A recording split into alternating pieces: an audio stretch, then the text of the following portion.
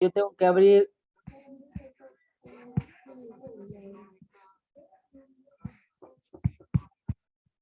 ¿Qué pasó? No sé. No sé. No sé, ahí está.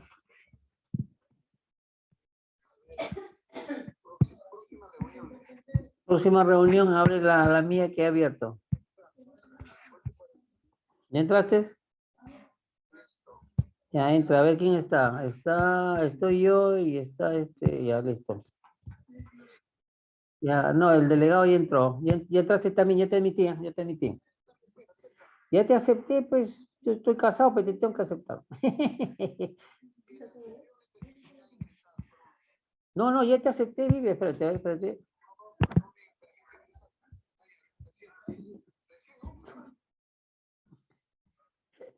Ya. Empieza tu clase, yo voy a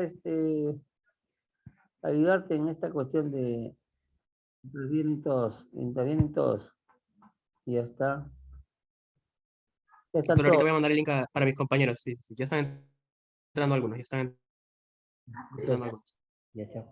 Ya, Edu, sí, justo el doctor Zamora también ya. Que junten un poco y yo voy a estar al tanto de esto mientras el doctor empieza continúa su clase.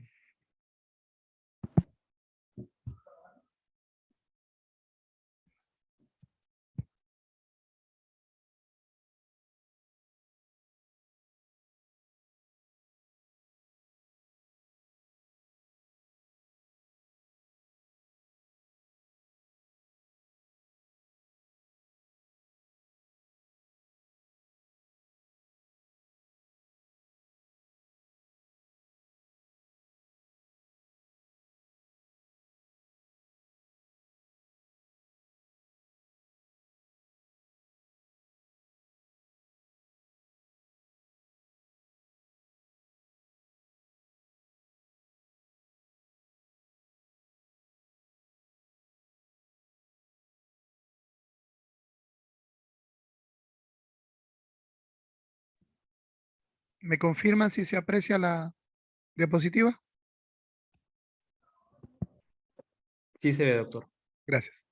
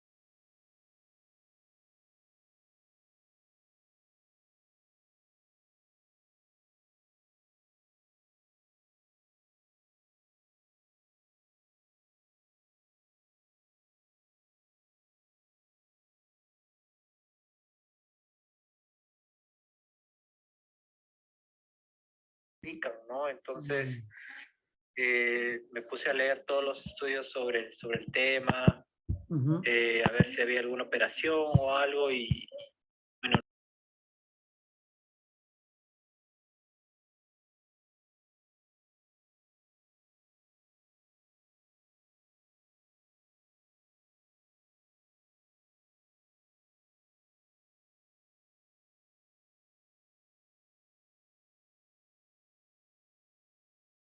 ¿Les parece si iniciamos? ¿Reiniciamos? Sí, doctor, por favor. Ya, listo entonces. Estábamos hablando de que para que se lleve a cabo un adecuado intercambio gaseoso a nivel de la unidad alveolo capilar, necesitamos que el aire fresco llegue a una determinada velocidad y eso lo va a dar tanto el sistema nervioso como la jaula, ¿no? La jaula torácica. Debe existir también concordancia entre la velocidad, la ventilación y la perfusión, y esta siempre debe estar equilibrada en uno, tanto para la ventilación como para la perfusión. Y debe existir una adecuada difusión a través de la membrana alveolo capilar.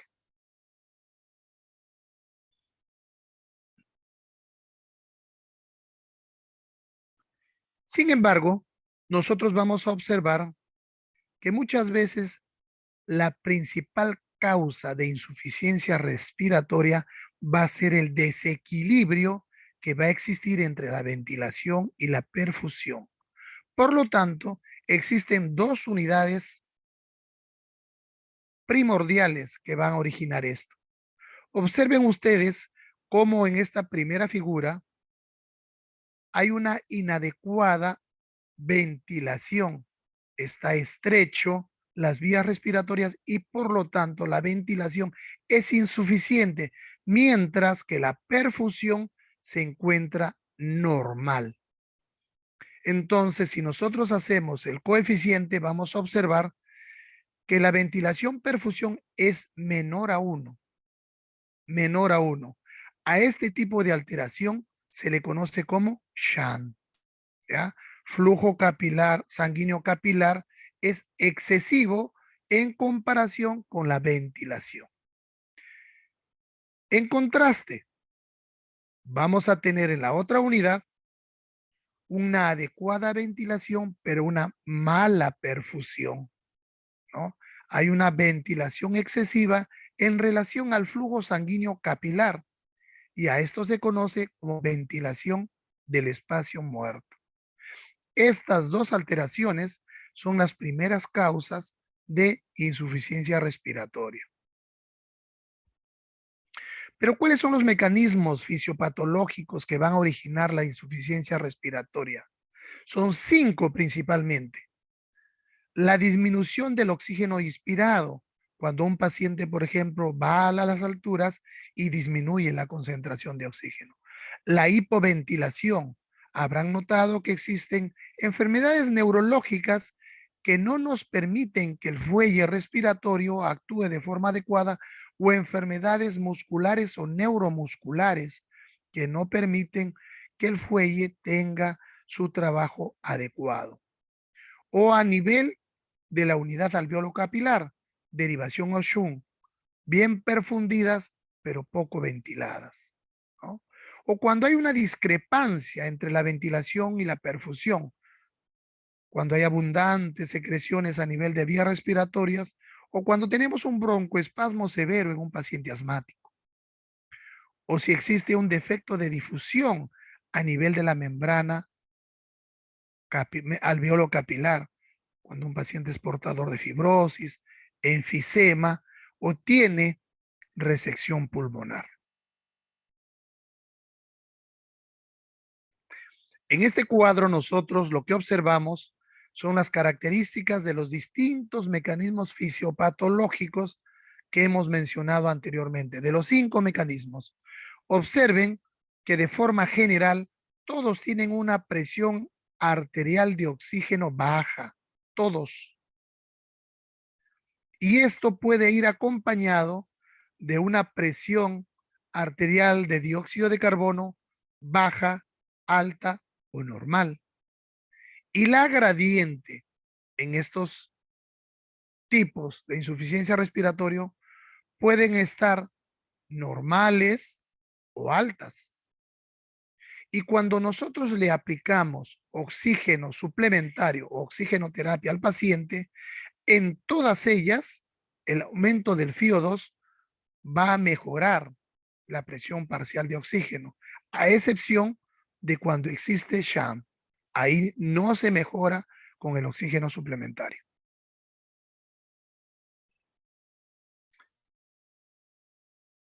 La molécula que está íntimamente ligada con la oxigenación es la hemoglobina que se encuentra en el eritrocito.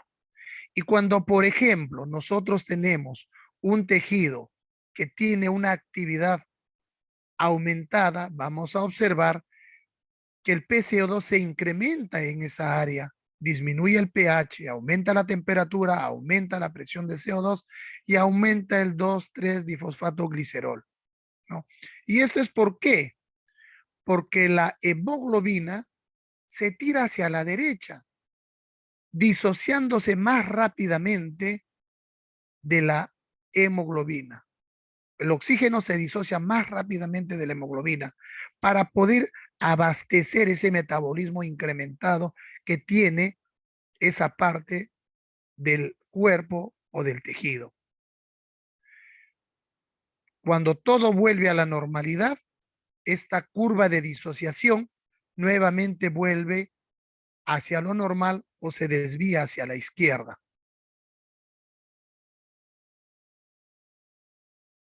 Ahora vamos a hablar de algunos conceptos que ustedes tienen también que tenerlos en la cabeza, ¿no?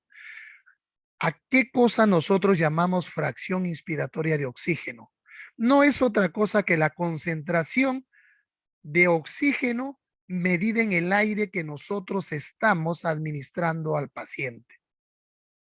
El aire ambiental tiene una concentración de 20,93% de oxígeno. De forma práctica se ha redondeado y se considera que tiene el aire ambiental 21% de concentración de oxígeno.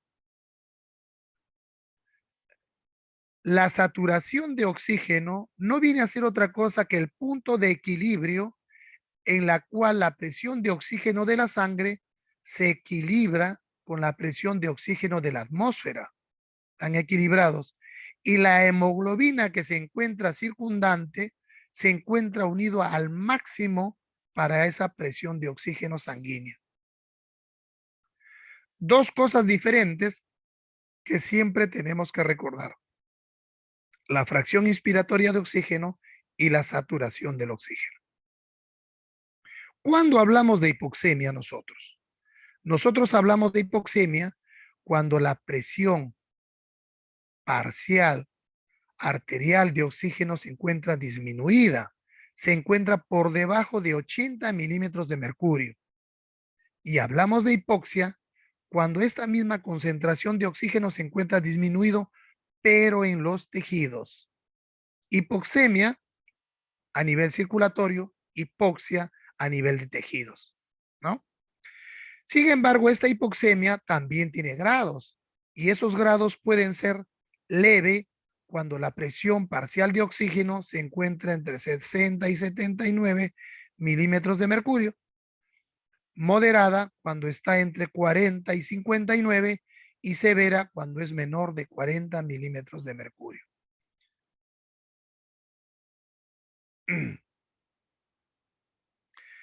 Si nosotros ya definimos que la hipoxemia es cuando el paciente tiene una presión arterial de oxígeno menor de 80, entonces, ¿cómo hacemos para poder determinar la presión arterial de oxígeno de una persona? Hay fórmulas y hay normas prácticas. De forma práctica, se resta 1 milímetro de mercurio del nivel mínimo de 80 por cada año superior a 60 años, ¿no? Entonces, un paciente que tiene 60 años, le consideramos un nivel mínimo de presión arterial de oxígeno y a partir de allí comenzamos a restar por cada año que pasa 1 milímetro de mercurio. Lógicamente que esto no se puede aplicar en pacientes muy seniles. No aplica en pacientes que tienen más de 90 años. De forma teórica, se puede utilizar también estas dos fórmulas, ¿no? Para yo encontrar la presión parcial de oxígeno, simplemente le resto al 104 los años multiplicados por este coeficiente 0,27 cuando el paciente está sentado. Vean ustedes cómo es diferente la presión parcial de oxígeno cuando el paciente está en supino. Entonces, para cuando el paciente está acostado, la presión parcial de oxígeno se obtiene restándole a 103,5 los años multiplicados por 0,42.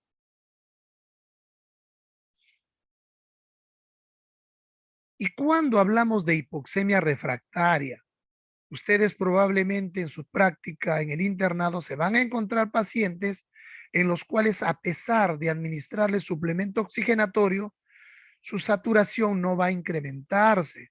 Y si le toman un AGA, la presión arterial de oxígeno va a ser menor de 60, a pesar de tenerlo con una fracción inspiratoria de oxígeno mayor a 35. Entonces, cuando tenemos este patrón, ahí hablamos de hipoxemia refractaria.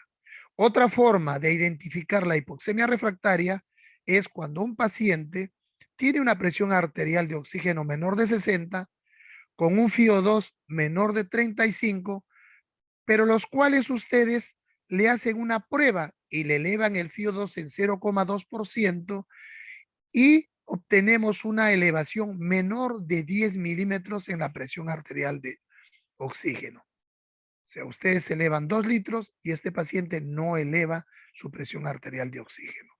Y eso es frecuente verlos en pacientes portadores de problemas cardiovasculares, shunt intracardíacos, fístulas arteriovenosas, problemas pulmonares, neumonías consolidadas, atelectasias lobulares, neoplasias grandes o en un paciente que cursa con un síndrome de estrés respiratorio del adulto. ¿Cuándo hablamos de hipercapnia? Hablamos de hipercapnia cuando la presión del dióxido de carbono se encuentra por encima de 44 milímetros de mercurio, ¿no? Acá hay dos parámetros que deben ustedes considerarlos y que les va a ayudar a poder diferenciar si el problema es agudo o el problema es crónico, ¿no? Tengan en cuenta que conforme se eleva la presión arterial del dióxido de carbono, el pH disminuye. Cuando ocurre esta acción, eso nos está indicando que el problema es agudo y estamos frente a una acidosis respiratoria aguda. Sin embargo, hay pacientes que son portadores de enfermedades pulmonares crónicas y en los cuales vamos a ver que se eleva la presión parcial de dióxido de carbono y el pH se mantiene igual o varía casi nada. Esto nos indica cronicidad y entonces allí lo que tenemos que verificar va a ser el valor del bicarbonato. Habíamos mencionado que la presión arterial de oxígeno no es más que la medición de las moléculas de oxígeno disueltas en la sangre arterial, ¿no? Eso se da en milímetros de mercurio y que la fracción inspiratoria de oxígeno no es sino otra cosa que la administración de la concentración de aire que nosotros le ofertamos al paciente. Este indicador, índice de oxigenación, el PAFI, ha sido una herramienta muy, pero muy útil en la pandemia y merced a ello hemos podido manejar de forma más adecuada y correcta a nuestros pacientes. ¿Qué cosa es el PAFI? El PAFI no es sino el coeficiente o el cociente que se encuentra entre dividir la presión arterial de oxígeno entre el FiO2. Cada vez que nosotros incrementamos el FiO2, de forma proporcional, también se debe elevar la presión arterial de oxígeno, de forma proporcional. ¿Cuál es el PAFI normal? El PAFI normal, su rango es de 425 a 480. ¿Cómo lo obtenemos? Lo obtenemos dividiendo 100 entre la fracción inspiratoria de oxígeno y nos va a dar 476. De forma práctica y clínica, nosotros esta cifra exacta le alcanzamos un rango entre 425 y 480. Ese es el PAFI normal. ¿Y cuál es la presión parcial de oxígeno esperada? La presión parcial de oxígeno esperada no viene a ser sino la presión parcial que se espera obtener cuando nosotros le administramos un determinado FiO2, una determinada fracción inspiratoria de oxígeno en un pulmón sano. ¿Y cómo lo vamos a calcular? Lo vamos a calcular multiplicando una constante 5 por el FiO2 que administramos entre un rango de más menos 10. O sea, yo quiero calcular a este paciente, le estoy dando un FiO2 de 32%, ese 32% lo multiplico por 5 y me sale la presión parcial de oxígeno esperado con un rango más o menos de 10 milímetros de mercurio. En el año 2012 hubo un consenso en Europa. Se reunió la Sociedad de Medicina Crítica y justo hizo esta definición de Berlín. En la definición de Berlín se clasificó a la insuficiencia respiratoria en 3 grandes grupos excluyentes relacionados con la hipoxemia, pero en relación al PAFI, ¿no? Y entonces se concluyó que los síndromes de distrés respiratorio agudo leve tenían un PAFI menor de 300. Los moderados tenían un PAFI menor de 200 y los severos tenían un PAFI menor de 100. Vean ustedes cómo conforme disminuye progresivamente el PAFI, la mortalidad se va incrementando en el paciente.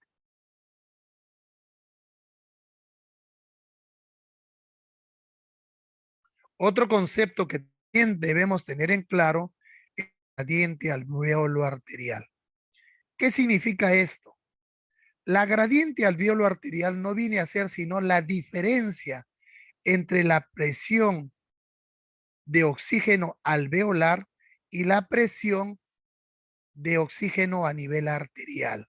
La diferencia entre estas dos presiones es el gradiente alvéolo arterial y está en relación directa a qué cosa, a la difusión a través de la membrana alvéolo capilar. Y su valor normal está entre 10 a 20%. 10 a 20, ¿no? Milímetros de mercurio, perdón. Cuando ustedes encuentren una gradiente alvéolo arterial por encima de 20, esto significa que es patológica. ¿Y cómo encontramos la gradiente alvéolo arterial? Para hallar la gradiente alvéolo arterial simplemente restamos a la gradiente alveolar la presión parcial de oxígeno, ¿no? Y vamos a encontrar que es de 10 a 20. Sin embargo, debemos saber cómo encontrar la presión alveolar de oxígeno.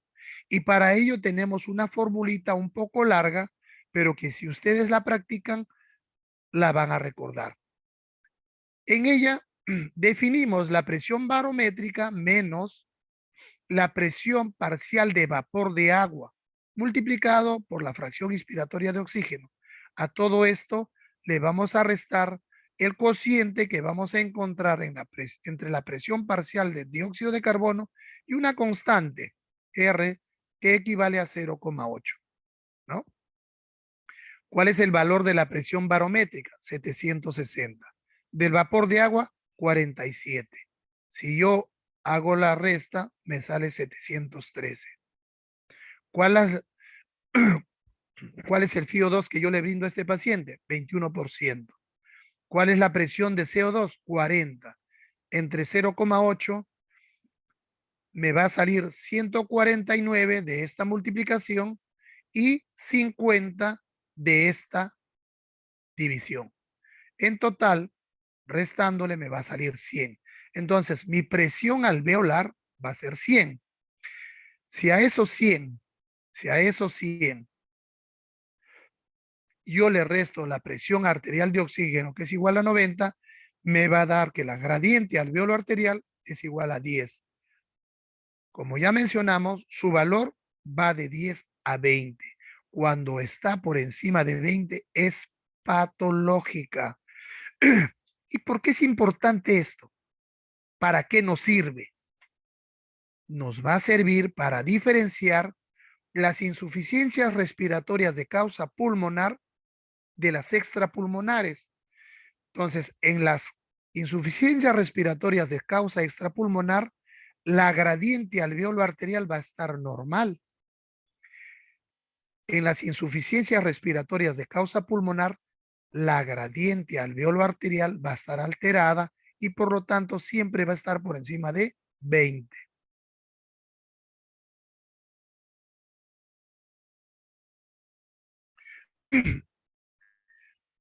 Cuando iniciamos nosotros la fisiología de la unidad alveolo capilar, hablamos de Shank, ¿no?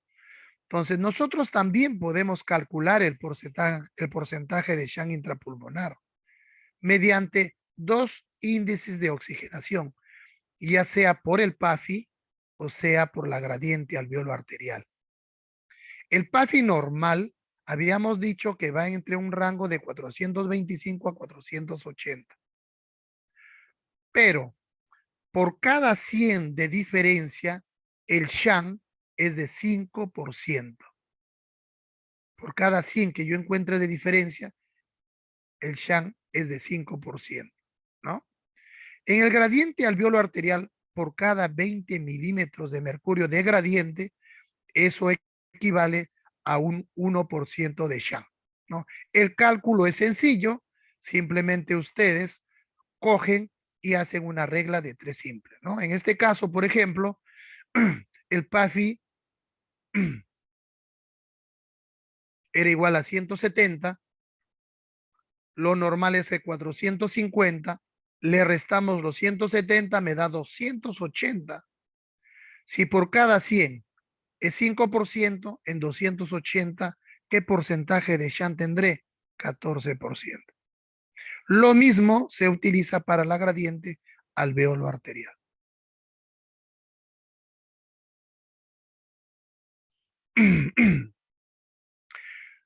¿Por qué es importante investigar la influencia de la fracción de Shank? Porque nosotros habíamos mencionado que para hacer diagnóstico de insuficiencia respiratoria se hace a través de la gasometría arterial.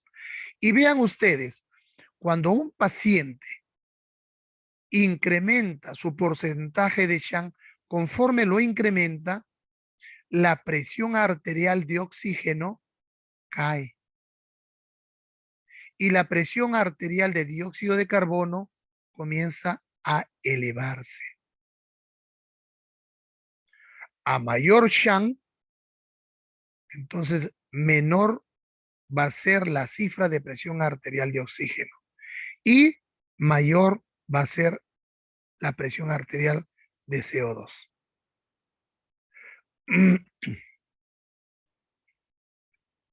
Por otro lado, vean ustedes esa relación que existe entre el FiO2 y el Shank. Miren ustedes, con un porcentaje de 10 de Shank, de 20, de 30 y de 50, se necesita una mayor fracción inspiratoria de oxígeno para poder compensarlo. Y la presión arterial de oxígeno, conforme aumenta el porcentaje de Shank, cae. Tiene una relación inversamente proporcional al Shank.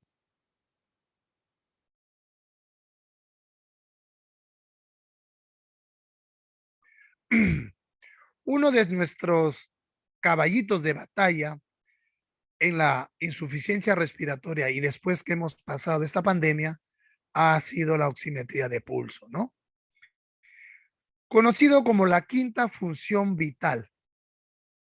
Entonces, realizarlo es algo sencillo, es un procedimiento no invasivo, continuo, pero tiene ciertas limitaciones y muchas veces puede causar error, sobre todo cuando el paciente está saturando falsamente normal, cuando está intoxicado, por ejemplo, ¿no? O cuando la saturación está falsamente disminuida. Ojo, una de las principales causas de eso, sobre todo en las damas, es las uñas pintadas. Entonces, un paciente que tiene uñas pintadas no nos va a permitir tomar una buena saturación de oxígeno. Y la tercera es la forma inadecuada que se puede presentar en la onda, ya sea por hipoperfusión, hipotermia, piel pigmentada o cuando colocamos de forma incorrecta el pulsoxímetro.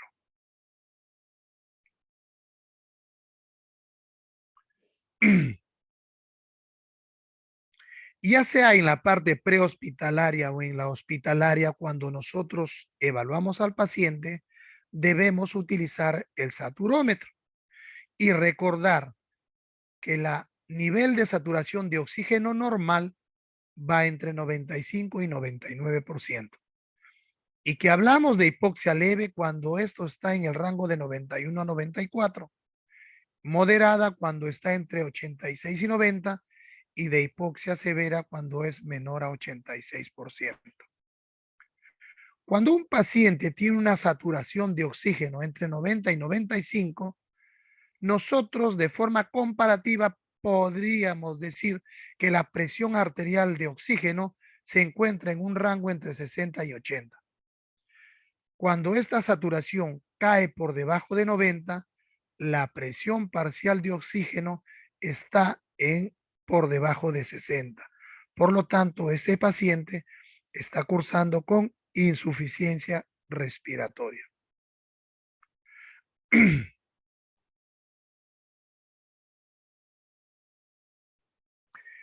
Para nosotros poder diagnosticar la insuficiencia respiratoria, necesitamos de todas maneras utilizar la gasometría arterial. Para obtener esta muestra de sangre, necesitamos conocer el procedimiento, ¿no? Necesitamos también conocer cuáles son los valores normales de cada uno de los gases o de los componentes que integran la gasometría arterial. Y necesitamos también interpretarlos. Y asimismo, necesitamos conocer nuestros índices de oxigenación para poder plantear nosotros terapéuticas, seguir la evolución del paciente y evaluar el pronóstico que pudiera tener. Existen 3 tipos de clasificaciones para insuficiencia respiratoria aguda. Según el criterio clínico, puede ser agudo, puede ser crónico o crónico reagudizado. Según el mecanismo fisiopatológico subyacente, pudiera ser como consecuencia de las 5 causas que nosotros al inicio las explicamos. Y gasométricamente pueden ser de 4 tipos.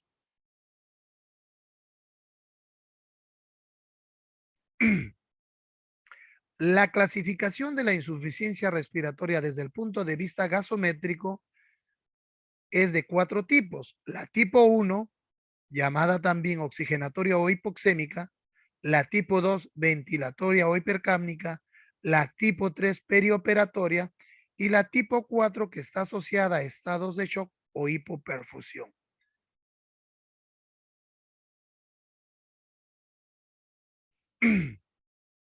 Las causas de estos 4 tipos, la del tipo 1 generalmente está asociada al síndrome de distrés respiratorio del adulto, puede presentarse en pacientes asmáticos, en un edema agudo pulmonar cardiogénico, En la fibrosis intersticial, en la neumonía, en el neumotórax, en la embolia pulmonar o en la hipertensión pulmonar. En la de tipo 2, habíamos dicho que es hipoventilatoria o ventilatoria, y en los cuales debemos de recordar cuáles son los componentes que tiene el aparato respiratorio, porque acá no hay un componente pulmonar, sino más bien de fuelle, y se va a presentar en aquellos pacientes que cursan con trastornos del sistema nervioso central, tienen problemas a nivel de la unión neuromuscular, como por ejemplo un Guillain-Barré, una miastenia, un traumatismo vértebro-medular, o pudieran tener distrofias, distrofias musculares, polimiositis o toras batiente. En la tipo 3 es ocasionada por el síndrome de distrés respiratorio del adulto, el asma severa o la enfermedad pulmonar obstructiva crónica exacerbada. Y en la tipo 4, que es circulatoria por hipoperfusión, se va a dar en aquellos casos en los cuales el paciente pues cursa con hipotensión, con shock, infarto agudo de miocardio, hipertensión pulmonar, shock hipovolémico, deshidratación, o esté cursando con un shock distributivo séptico. Para hacer el diagnóstico de la insuficiencia respiratoria, si nosotros nos acordamos, es un síndrome y por lo tanto las causas son múltiples, por lo cual necesitamos una historia clínica bien confeccionada para poder valorar al paciente de forma adecuada. Y después de ello, pediremos los exámenes correspondientes pensando en la patología que pudiera originar este tipo de problema. A la cabeza está pues la gasometría. Hemos dicho que el diagnóstico de insuficiencia respiratoria es gasométrico.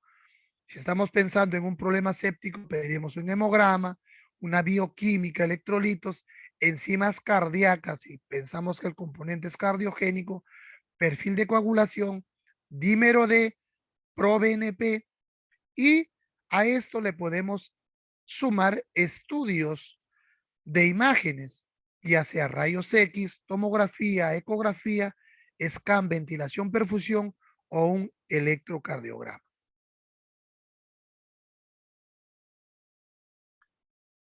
Esta es una radiografía de tórax normal, corresponde a una dama, por las mamas, y en el cual no observamos patología evidente. No hay un infiltrado alveolar ni intersticio alveolar. Su tórax está expandido de forma adecuada. Las escápulas están por fuera del tórax. Vemos cómo hay más de 5 espacios intercostales posteriores y vemos cómo hay más de 7 espacios intercostales posteriores. Por el contrario, vamos a compararlo con esta radiografía. En esta radiografía vemos que el paciente pues presenta un compromiso serio y extenso de todo el parénquima pulmonar con infiltrado alveolar totalmente difuso. En términos prácticos, hablamos de un pulmón blanco.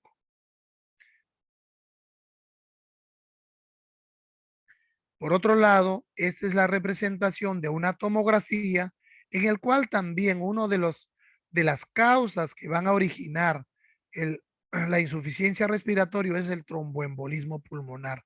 Vean ustedes cómo hay émbolos a nivel de la arteria pulmonar, de ambas arterias pulmonares, ¿no? ¿Y qué manifestaciones clínicas esperamos encontrar en un paciente con insuficiencia respiratoria? Eso va a depender de la causa de la enfermedad de fondo que nos esté originando el problema y de la sintomatología que pudiera presentar, pero relacionadas o a hipoxemia o a hipercapnia. El principal síntoma que nosotros encontramos en cualquiera de ellos es la disnea, y la intensidad de esta va a ser variable.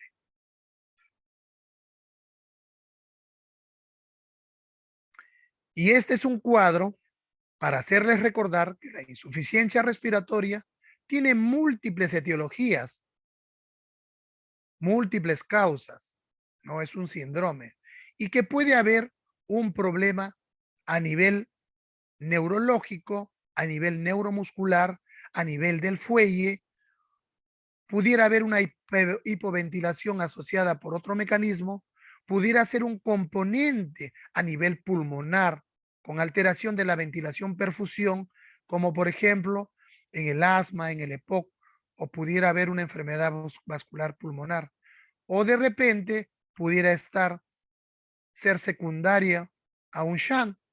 Entonces, este es un algoritmo que nos va a permitir diferenciar, hacer el diagnóstico diferencial de las diferentes etiologías de la insuficiencia respiratoria desde el punto de vista gasométrico, y está en relación hacia si la presión arterial de oxígeno es menor de 60 y si hay o no aumento de la presión del CO2. En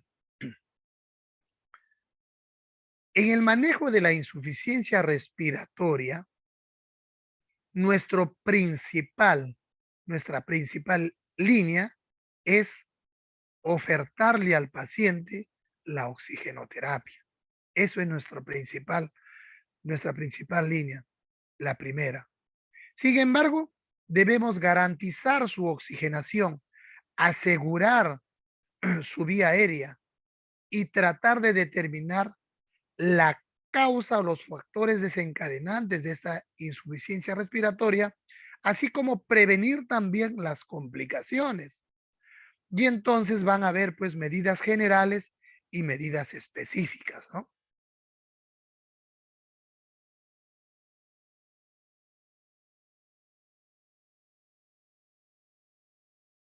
Cuando en las diferentes etapas de la vida nosotros queremos comparar quiénes sufren las consecuencias con mayor severidad de la insuficiencia respiratoria, vemos que los niños se afectan más fácilmente que los adultos.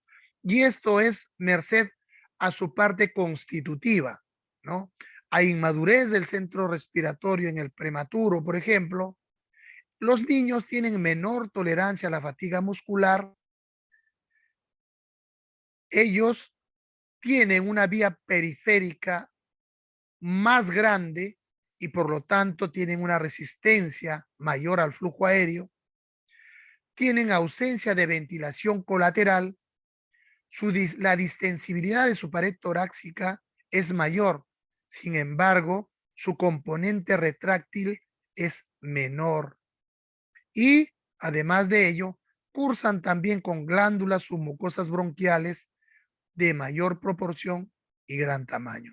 Todo esto hace que el niño se afecte pues más fácilmente que un adulto cuando tiene insuficiencia respiratoria. ¿Cuáles son los objetivos de la oxigenoterapia? Habíamos mencionado que nuestra primera línea de acción es brindarle al paciente, ¿no?, un suplemento oxigenatorio. Entonces, lo primero que vamos a tratar de hacer es manejar la hipoxemia. Y por otro lado, disminuir el trabajo tanto respiratorio como miocárdico. Pero si esos son nuestros objetivos, también tenemos que trazarnos nosotros parámetros. Y entonces tratamos de que el paciente mantenga una oxigenación adecuada, pero con una presión arterial de oxígeno mayor de 60, ofertándole una fracción inspiratoria de oxígeno menor de 60. Y vamos evaluando al paciente hasta que éste se vaya compensando y veamos que la frecuencia respiratoria está por debajo de 24, que su frecuencia cardíaca está por debajo de 100, que su presión arterial sistólica es mayor de 100 y su saturación de oxígeno es mayor de 90. Entonces nosotros tenemos que pegarnos al paciente, ofertarle la oxigenoterapia y tratar de cumplir con estos objetivos clínicos. Mientras no se cumpla esto, tendremos que seguir escalando la oxigenoterapia hasta mantenerlo compensado o lograr que se compense nuestro paciente. Dispositivos de oxígeno los vamos a agrupar en dos grandes grupos, los de bajo flujo y los de alto flujo. Los de bajo flujo nos van a dar a nosotros fracciones inspiratorias de oxígeno variables. Los de alto flujo nos van a dar a nosotros fracciones inspiratorias de oxígeno constantes. Dentro de los de bajo flujo tenemos a las cánulas nasales, a las mascarillas faciales simples y a las máscaras con bolso de reservorio. Y dentro de las de alto flujo tenemos a las máscaras de Venturi y a las cánulas de alto flujo, ¿no? ¿Cuál es el dispositivo de sistemas de alto flujo que más utilizamos nosotros en el intrahospitalario? Las máscaras de Venturi. Estas máscaras de Venturi van a tener un dispositivo con un orificio que nos va a permitir regular de acuerdo a su dimensión la entrada del oxígeno hacia la máscara. De tal forma que este va a variar brindando una fracción inspiratoria de oxígeno que va desde 24 hasta 50%. Antiguamente se utilizaba estas mascarillas. Observen ustedes cómo esta mascarilla, de acuerdo a la apertura y al movimiento que nosotros hagamos de la válvula, podía ofertar diferentes fracciones inspiratorias de oxígeno. Sin embargo, ahora estamos utilizando unos dispositivos de colores, cada uno de los cuales tiene una fracción inspiratoria de oxígeno. Las azules 24, las amarillas 28, el blanco 31, verde 35, rosado 40 y el anaranjado 50%. Cada uno de ellos tiene indicado en su borde superior el flujo de oxígenos que se recomienda para poder obtener la fracción inspiratoria de oxígeno. En los sistemas de bajo flujo, que generalmente es por donde empezamos nosotros a darle suplemento oxigenatorio al paciente, tenemos las cánulas de oxígeno, que van desde 1 litro hasta 5 litros. Y acá repetirles, con algunos en los cuales habré hecho alguna práctica, que lo máximo que podamos brindar con cánula de oxígeno es 40%. Y esto lo vamos a obtener a 5 litros por minuto. Después de ello, por más que aumentemos nosotros la cánula de oxígeno, los litros por minuto, no vamos a beneficiar al paciente. Lo único que haríamos o estaríamos haciendo es desperdiciando el oxígeno. Entonces, con cánula de oxígeno, lo máximo que podemos dar es 40% a 5 litros. De ahí vienen las máscaras de oxígeno simples, las máscaras de oxígeno con reservorio, ¿no? Las cuales algunas son reinhalatorias y las no reinhalatorias. Las reinhalatorias son aquellas que con 12 litros podemos brindarle al paciente hasta 80% de FiO2. Y las no reinhalatorias, con 12 litros podemos brindar al paciente hasta 99% de FiO2. ¿Cuál es la diferencia? Esta es la gran diferencia. En las reinhalatorias se mezcla el oxígeno que ingresa con la respiración o con la exhalación del paciente, de tal forma que tiene acá una combinación y por lo tanto no puede subir su FiO2 a más de 88. En cambio, en las que contienen válvulas unidireccionales, la respiración del paciente no ingresa y la concentración de oxígeno siempre va a ser constante, 100%. Y podemos ofertarle al paciente hasta 99%, 100%. Cuando nosotros administramos oxígeno al paciente, debemos tener en consideración que el oxígeno es tóxico. El oxígeno es tóxico. Y entonces lo que recomiendan es que si nosotros damos oxígeno suplementario, no debe ser mayor de 0,6% de FiO2. Y si este es así, esta fracción inspiratoria de oxígeno no debe durar más de 48 horas. ¿Recuerdan ustedes que para preservar los alimentos orgánicos, la mayoría de empresas crean bolsas al vacío en donde lo dejan totalmente sin aire? O a veces hay alimentos que se recubren con celofán. ¿Por qué? Porque el oxígeno oxida y degrada todas las moléculas orgánicas. De esa misma forma, también produce daño a nivel pulmonar.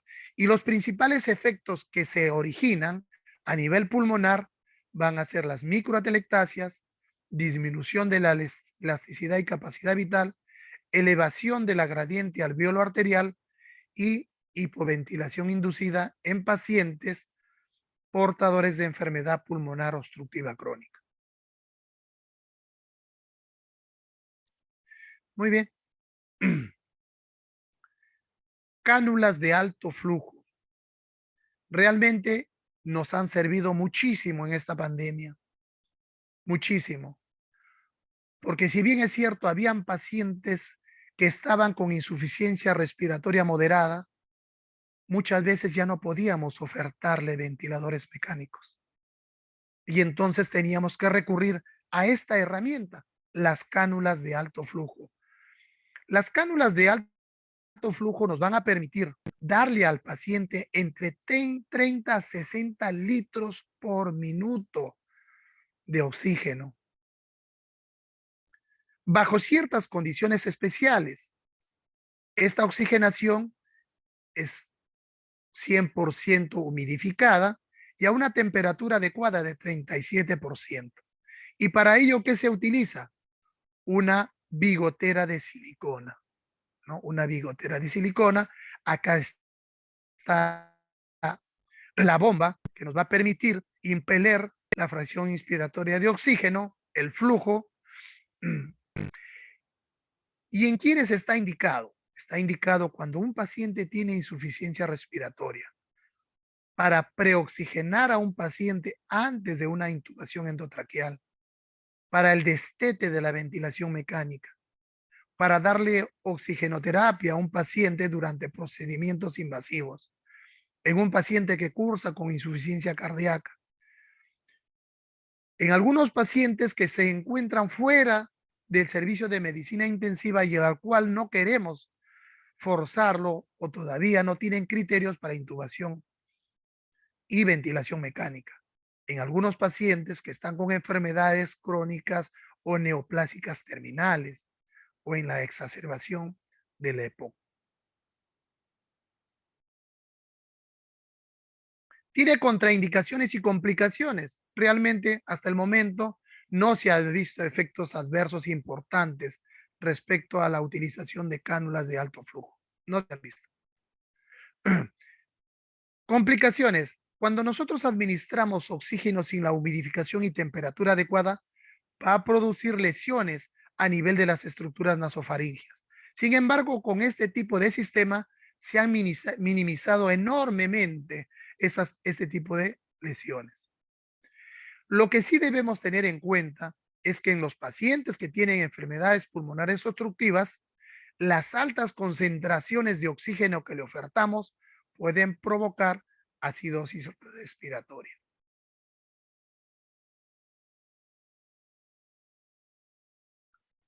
Y entonces, si bien es cierto, fue una herramienta importantísima, nosotros teníamos que tratar de tener algún tipo de índice que nos permita ver si la colocación de la cánula de alto flujo nos estaba yendo bien o nos estaba yendo mal. Y entonces se utiliza el índice de ROX, ¿no? El índice de ROX no es otra cosa sino la fracción obtenida entre la división de la saturación de oxígeno entre el FiO2 y todo ello dividido entre la frecuencia respiratoria. El índice de ROX debe ser mayor de 4,88 para decir que el paciente está estable y que debemos continuar con estas cánulas de alto flujo. Cuando un paciente tiene un índice ROX mayor de 4,88, su riesgo de intubación orotraqueal es bajo. Es bajo. Cuando un paciente tiene un índice de ROC entre 3,85 y 4,87, significa que tiene aumentado el riesgo de intubación orotraqueal. Y si este índice de ROC está entre 2,85 y 3,84, tiene un alto riesgo de intubación. Y si está por debajo, no queda otra que intubar a nuestro paciente. Como ejemplo, en el ejemplo 1 ponemos un paciente que tiene una saturación de oxígeno de 92 con un FiO2 de 60 y tiene una frecuencia respiratoria de 20. Si nosotros hacemos el cálculo 92 entre 0,6 entre 24, nos va a dar un índice de ROX de 6,3, lo cual se considera adecuado y su riesgo de intubación o de fracaso respiratorio es muy, muy bajo. En el ejemplo 2, hay un paciente que tiene 90% de saturación con un FiO2 de 80% y con una frecuencia respiratoria de 30. En este paciente, el índice de ROX sale 3,75. Por lo tanto, su índice de ROX es alto para intubación orotraqueal. ¿Cómo podemos asumir este ejemplo número 2? El ejemplo número 2 va a depender. ¿Va a depender de qué cosas? Va a depender de cómo está yendo al paciente. Si nosotros tenemos de inicio a este paciente, su índice de intubación va a ser alto. Pero sin embargo, si ha tenido un índice de ROC menor, 2,2 por ejemplo, y después de colocarle la cánula de alto flujo se eleva a 3,75, significa que hay que darle chance. ¿Solamente medimos el índice de ROX una vez? No, hay que monitorizar al paciente. Y se estila que un paciente que está sometido a cánula de alto flujo debe evaluarse a las 2 horas, a las 6 horas y a las 12 horas. Muy bien. Ahora, si el paciente, a pesar de estar con una cánula de alto flujo, vemos que hay trastornos gasométricos, que hay un patrón respiratorio inadecuado, un mal patrón respiratorio, vemos que hay compromiso de conciencia, entonces no nos queda otra cosa que la ventilación mecánica. ¿Qué viene a hacer la ventilación mecánica? El proceso de apoyo o sustitución temporal. La idea es meterlos a estos pacientes, pero de forma temporal, de la función respiratoria normal mediante un respirador. ¿Cuál es el objetivo? Disminuir su trabajo respiratorio. Cuando ustedes se enfrenten a pacientes que tienen insuficiencia respiratoria, van a ver que su trabajo respiratorio es excesivo. Van a estar polimneicos, sudorosos. Probablemente lo encuentren con hipoxemia y con acidosis respiratoria. Sin embargo, podemos ofertarle 2 tipos de ventilación mecánica. La no invasiva, la que utiliza mascarillas faciales, ¿no? Y la ventilación mecánica invasiva. Para la ventilación mecánica no invasiva se requiere de personal entrenado y hay que seleccionar al paciente. ¿Cuáles son las 2 indicaciones principales de la ventilación mecánica no invasiva? El edema agudo de pulmón y la enfermedad pulmonar obstructiva crónica. Cuando estas cursan con disnea moderada grave, vemos que el paciente hace uso de la musculatura accesoria, vemos que hay un desbalance tóraco-abdominal o su frecuencia respiratoria está por encima de 30. O gasométricamente pudiera estar cursando con un PAFI menor de 300, una presión arterial de oxígeno menor de 60 o una saturación de oxígeno menor de 90 con un FiO2 mayor de 0,5. La ventilación mecánica no invasiva tiene contraindicaciones relativas, como por ejemplo no le vamos a aplicar en aquellos pacientitos que tienen comorbilidades severas, que están con depresión del estado de conciencia, ¿no? Estas son las relativas. Algunos se animan a ponerle cuando esta escala de Glauco es mayor de 8. Cuando un paciente está agitado, confuso, o cuando tiene abundantes secreciones, o cursa con una obstrucción intestinal o una cirugía gastrointestinal reciente. Pero lo que sí deben recordar ustedes que tiene contraindicaciones absolutas. No se puede aplicar en obstrucción de vía aérea superior, en un paciente que está en parada cardiorrespiratoria, cuando el paciente cursa con depresión severa del nivel de conciencia menor de 8, agitación no controlable, hemodinámicamente estable, cuando está en shock, o cuando hay imposibilidad de poder controlar las secreciones, o cuando hay un trauma facial muy severo, o cursa con un neumotórax que no ha sido drenado. Esas son las contraindicaciones absolutas que tenemos para la ventilación mecánica no invasiva. Y por último, cuando pese a todo lo que hemos hecho nosotros, le pusimos oxígeno suplementario, iniciamos con cánula binasal, pasamos a máscara Venturi, utilizamos máscara con bolsa de reservorio, cánula de alto flujo, y el paciente no responde de forma adecuada a todo nuestro esfuerzo, la ventilación mecánica invasiva es nuestro último recurso. Si vemos que un paciente tiene una frecuencia respiratoria mayor de 35 o viene con episodios de apnea, si vemos que el paciente está agotando su musculatura respiratoria, vemos que hay signos clínicos de severo aumento de trabajo respiratorio, la capacidad vital está disminuida a menor de 10 a 15, tenemos hipoxemia refractaria, acidosis respiratoria, falta de manejo de vía aérea porque el paciente está encefalopático, o valoramos de forma global al paciente y vemos que este paciente no va a responder de forma adecuada, o de repente es un paciente que lo hemos estado monitorizando con la ventilación mecánica no invasiva, cualquiera de estos criterios son indicaciones para someter al paciente a intubación orotraqueal y colocarlo en un ventilador mecánico invasivo.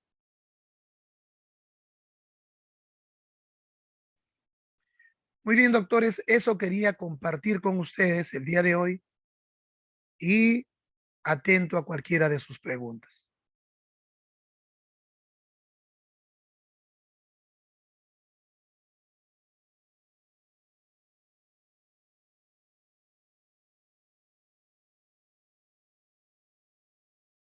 ¿Hay alguna pregunta? Doctor, una pregunta. En caso de víctimas de un traumatismo facial que están desfigurados, ¿el manejo de vía aérea sería con traqueostomía? Claro, puede ser con traqueostomía o puede ser con intubación orotraqueal si es que lo permite el trauma facial. Así es, doctora. Ya, gracias, doctor. ¿Alguna otra pregunta?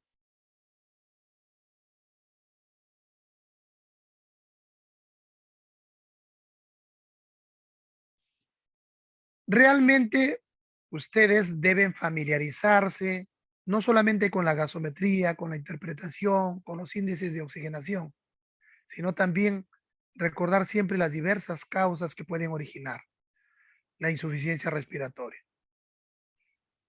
Les aseguro que ustedes se van a enfrentar con mucha frecuencia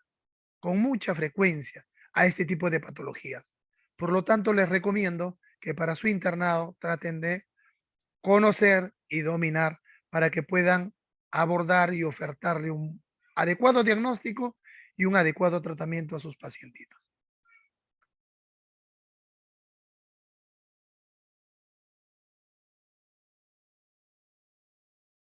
Acá hay una pregunta en el WhatsApp. Los criterios para ventilación mecánica no invasiva son los mismos en los niños Sí, pero son los mismos, pero a sus parámetros de ellos y a sus pesos de ellos, ¿no? Nosotros, por ejemplo, para la ventilación mecánica no invasiva utilizamos, digamos, de 6 a 8 centímetros por kilo de peso para corroborar el volumen total que le vamos a dar. En los niños, probablemente estos rangos sean mucho menores. Hay otra pregunta que dice, ¿cuánto tiempo se espera para ver la respuesta al tratamiento y pedir otro haga? Dependiendo en primer lugar de la condición clínica del paciente. Si es un paciente que recién llega al hospital y ustedes le ofertan una saturación, una cánula binasal, entonces la saturación se va a elevar a los 3, 5 minutos, ¿no? Si es un paciente que está en ventilación mecánica, en el ventilador mecánico, la fracción inspiratoria de oxígeno ustedes lo van a regular. Entonces, por cada cambio que hagan, tienen que pedir a los 30 minutos otro agua para saber si están yendo por el parámetro adecuado, si tienen que variar algún otro parámetro y ver la evolución del paciente. ¿Alguna otra pregunta?